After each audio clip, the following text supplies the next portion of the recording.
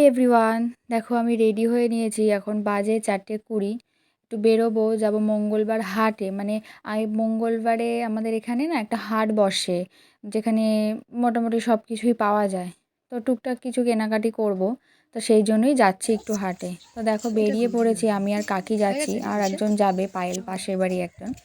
তো দেখো বেরিয়ে পড়েছি, যাচ্ছি। ওই যে ও আর কাকি যাচ্ছে, এই যাব আস্তে আস্তে। তো চলো, দেখা হবে হাটে গিয়ে। তো দেখো তো দেখো বলতে বলতে চলেও আসলাম। এখানে দেখো কত ব্লাউজ, পায়েল দেখছিল ব্লাউজ, তো ও একটা এখান থেকে ব্লাউজ কিনে নিল। এখানে না খুব সুন্দর সুন্দর ব্লাউজ পাওয়া যায়, বেশ কম দামেই পাওয়া যায়। তোমরা চাইলে এখানে এসে দেখতে পারো। তো দেখো কাকিও এখান থেকে দুটো প্যান্ট নিয়ে নিল ভাইয়ের জন্য। আর এখানে মোটামুটি গেঞ্জি, প্যান্ট সব কিছুই পেয়ে যাবে। তো এসে একবার দেখতে পারো, এখানে মোটামুটি অনেক কিছুই পাওয়া যায়। তো দেখো এইখানে মানে শাড়ি, এখানে খুব কম দামে শাড়ি পাওয়া যায়। এই দোকানটাতে না সত্যি খুব কম দামে শাড়ি ঠাড়ি পাওয়া যায়। তো তোমরা আসলে একবার এসে দেখতে পারো।